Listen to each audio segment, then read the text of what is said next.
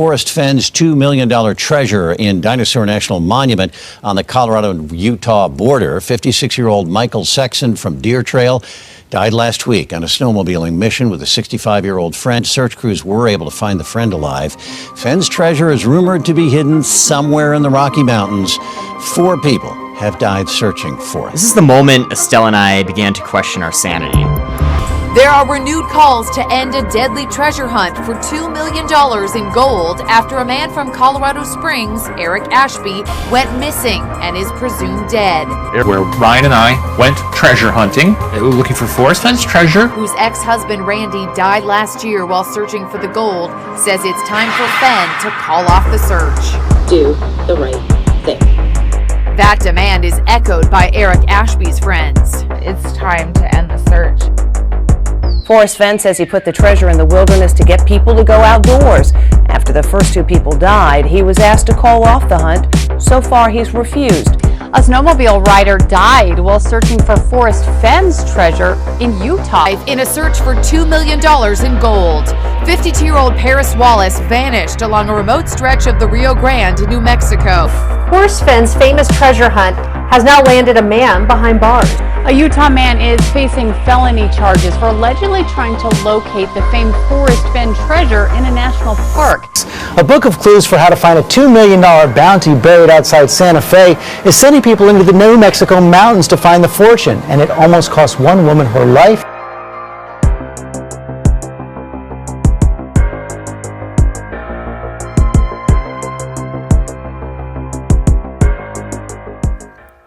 In 2010, Forrest Fenn released a book titled The Thrill of the Chase. It was his collective memoir. In this book laid a 24-line poem said to hide 9 clues that, if followed precisely and in order, would lead to a treasure worth an estimated $2 million. The treasure, which was hidden inside a Romanesque style box, was filled with gold, emeralds, and rubies, and was supposedly laid to rest somewhere in the Rocky Mountains.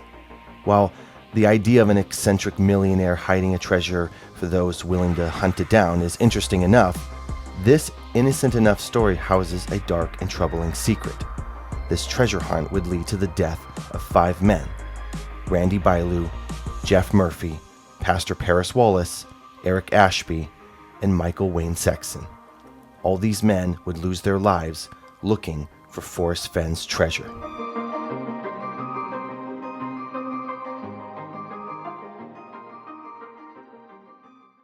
After publishing the book and several interviews on local news channels, the world soon fell in love with Forrest Fenn and his mysterious hidden treasure.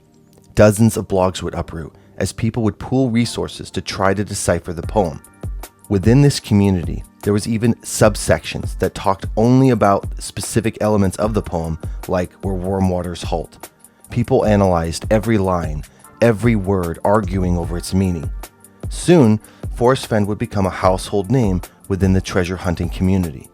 Entire families would dedicate their time and money looking for the gold, with some going as far as to move to a state they believed would bring them closer to the treasure. Gold fever hit hard, and it became an obsession that would take some down a dark and dangerous path.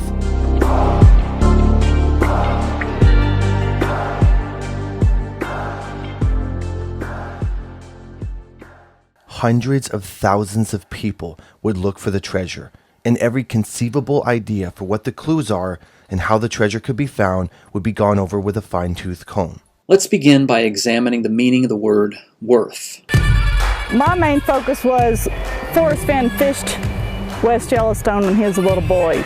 We got all the clues together but one. We're looking for the blaze. So I zoom out, kind of get some different angles with Google Earth, and by golly, I'm sticking finding letters.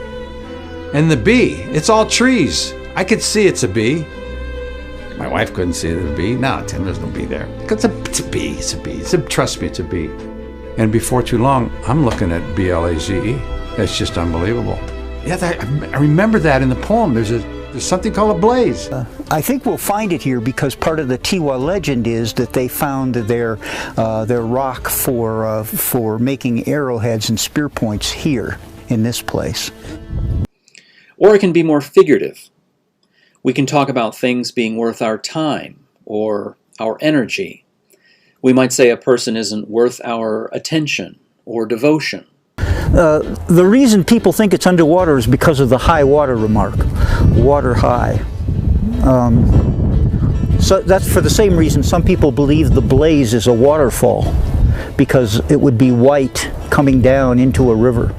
So that leads a lot of people to think that the place, the secret spot, is beneath or behind a waterfall. We want to be the first to find that treasure. In our research, we came across this map made by amateur cartographers. So, using geographic data from these clues, they were able to narrow down the original search area from 27 million acres to about 591,000 acres. And even just in that area, we're still looking at 23,310 acres of wild land. We now think it's probably more towards Yellowstone. Yeah. Where specifically did you go in Yellowstone? I can't give you too many clues. I haven't found the treasure yet. Actually, in 2007, water temperatures in the falls rose to 82 degrees and it killed a bunch of trout there, pretty much halting life.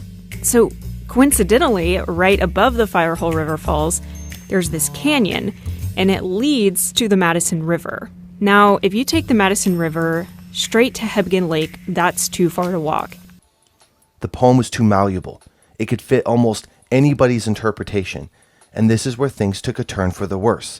People were venturing into secluded areas of the wilderness where they couldn't find their way out of. For some, this meant death. Sheriff deputies say Eric Ashby went missing on June 28th after he and his friend's raft flipped over here in the Royal Gorge in the Arkansas River. The river is in Colorado, just 5.5 hours away from Albuquerque. According to our partners at the Journal, Ashby moved to Colorado 3 months ago specifically to hunt for treasure worth a reported $2 million. There were thousands of clue interpretations, with each person certain that they had figured out where the treasure was located. Forrest always said you have to find where warm waters halt, and to me this is where our warm waters halt. Everyone would come up empty. I was positive this was our warm waters halt, and unfortunately I don't think that this is going to be the spot.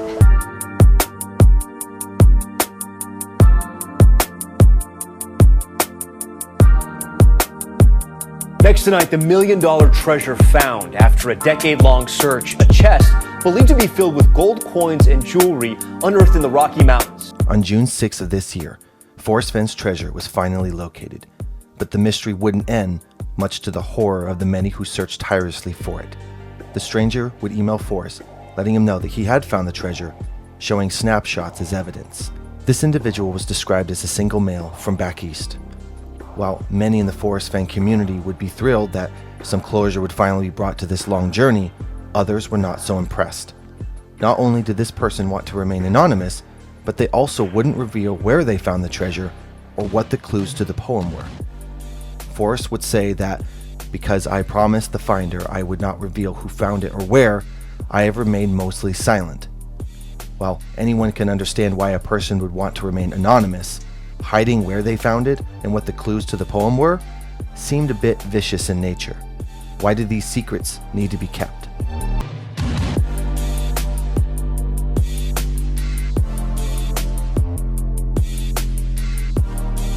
Explored the American West. He learned a lot about life's value as a fighter pilot in Vietnam, where he was shot down twice. He eventually moved to Santa Fe and made his millions as a successful art and antique dealer. Don't let me devalue the incredible life that Forrest Fenn has led. He was a pilot for the United States Air Force and obtained the rank of major, as well as awarded the Silver Star for his service in Vietnam. Forrest Fenn would fly an incredible 328 combat missions in only 365 days. As someone who has also fought in a war, I can partly imagine how the Vietnam conflict could have impacted Forrest Fenn's life going forward. Now, Forrest would later go on to open his own gallery where he would showcase, among many other things, the wonders of Native American history.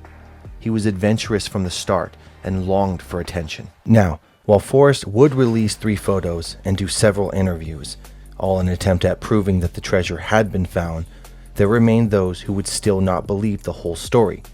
People begged, and some even sued Fenn, but unfortunately, on September 7, 2020, 3 months after the treasure's discovery, Forrest Fenn would pass away, taking to his grave the secrets of who found the gold. New today, author Forrest Fenn has passed away at the age of 90.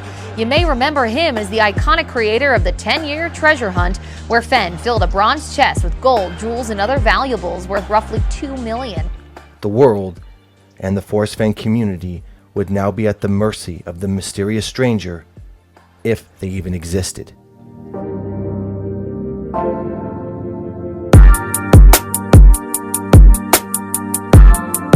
This story fascinated me, and it got me thinking, why were people willing to risk their lives for something that they virtually had no chance of finding? And does this help illuminate the very real issues with today's fake guru problem? I think so, and here's why. What would cause someone who has no money pay $7,500 for a day trading course? For anybody who doesn't know, a day trading, penny stock trading guru by the name of Stephen Ducks charges $7,500 for his course, and people pay this. If you had the smarts and the ability to save that kind of money, why would you also be dumb enough to waste it on a product that has never made anyone rich? Suddenly, treasure hunting and day trading start to become one and the same. The thrill of the chase, the thrill of making lots of money with very little effort put in. Now in this case, I'm right, right? And that's all I need, is to be right. So here's $500, guys, and time to walk away with the money. Being able to, in relatively short amount of time, make more money than you ever dreamed possible. When you look at it long enough, both treasure hunting and day trading start to blur. One day in 2012, Vincent Thurkettle was walking along the beach in Anglesey, Wales. On this particular day in 2012, Thurkettle was shallow diving in 6 feet deep water. He then saw something gleaming on the seabed. He found one of the biggest gold nuggets in British history. Oh, do I have a video for you folks. We need to talk about which EV stocks I'm buying next. Both treasure hunting and day trading offer the same delusion of simplicity. Forrest Fenn's treasure hunt offers a simple solution: solve the poem's 9 clues and become a millionaire. Day trading, likewise, offers a similar solve: find the right stock, become rich. Hunting for gold and day trading, both ironically though, demand immense amount of time, much more time than any 9-to-5 job would. Yet people run to these things as if they offer the opposite. And I understand fundamentally why. A 9-to-5 job isn't promising you riches, or a romanticized idea of becoming rich through a Hallmark story. This is the problem with these ideas. They are designed to offer a romantic idea of something that offers little more than a cheap thrill with very little upside. And it was through you that got me into trading penny stocks in the very beginning. Sweet. Well, good and bad. So I scrounged up all the money I had, and I doubled my money in like a few months. Then you got cocky. I lost pretty much all of it. Holy mackerel. You know, I always tell the story. When Eddie and I first started metal detecting, he says one day, "Man, Brad, you know what I really want to find one day is a silver Spanish coin." Now, what the heck are you talking about? We're in Vermont. We're not going to find any silver Spanish coins. There it is. And let me just say, before anyone makes any assertions, the guy in this video who talks about finding a silver Spanish coin, I'm not saying that he's a con artist, nor am I saying his channel feeds people get rich quick ideas. I chose his content because his video illustrates the point I'm trying to make, which is that there are striking similarities between looking for gold and looking for a hot stock. I don't know anything about this guy's channel other than his videos help me make my point. With that out of the way, let's get back, shall we?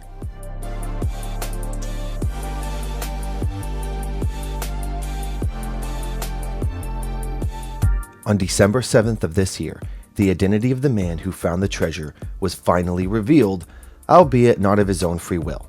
The man's name is Jack Steff, and he wasn't a professional treasure hunter, amateur cartographer, or hunting guide with detailed knowledge of the Rocky Mountains. He was a writer for the Onion News, who also dabbled in medicine. Yeah, that sounds about as strange as an actual piece from the Onion News. A woman by the name of Barbara Anderson filed a lawsuit claiming that Mr. Steff stole her poem by hacking her personal devices. Whether this is true or not, the identity of the finder left much to be desired. I mean, look at him. Leaving out my own personal bias, the identity of the man who found it is not what the treasure hunting community wanted. They don't give a shit who found it, and this Jack guy doesn't seem to understand that. What the people wanted was to know where the treasure was located and what the clues to the poem were. Unfortunately, this article will not give us those answers. It would instead let us know that Jack has no intention of ever releasing that information because, and I quote, "It's not an appropriate place to become a tourist destination. It has huge meaning to Forrest, and I don't want to see it destroyed." These words would ring hollow in the hearts of those who spent the better part of a decade looking for Forrest Fenn's treasure.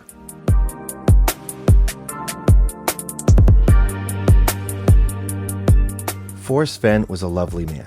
I had the privilege to speak with him through email a few times, and my interactions were always pleasant, mixed with a little bit of mystery. I would grill him about the treasure and my interpretations of the clues. Fenn was always gracious enough to respond, as he did to many who emailed him about the treasure. I don't have any bad feelings about the man, other than I don't believe Jack Steff is the treasure's actual finder. If you're going to seriously tell me that only one person out of almost 500,000 who are searching for it was able to uncover this secret, I call bullshit. I mean, a community of people were able to figure out where Shia LaBeouf's stupid flag was by using a overhead flying plane in the direction of the sun. They figured it out pretty quickly too. Forrest Fenn's poem had just as dedicated an audience, yet only a writer from The Onion could figure it out. Yeah, I just don't buy it. If this treasure hunt can teach us anything, it's that greed will override our common sense. People will go to incredible lengths at solving their money problems, and until there's a cultural shift away from the get-rich-quick mindset, I don't really see this issue ever going away. If you look at make money online schemes with the same lens as treasure hunting, the dedicated community starts to make a little bit more sense. In regard to Forrest Fenn's treasure, look, I don't think that Forrest Fenn was an evil man for creating a treasure hunt. I do believe the treasure existed, and if anything, I think he was ignorantly unaware of how desperate people would get in trying to find it. If anyone asked me what my feelings towards any get-rich-quick or day trading scheme is, I would say it's like treasure hunting. It's the thrill of the chase.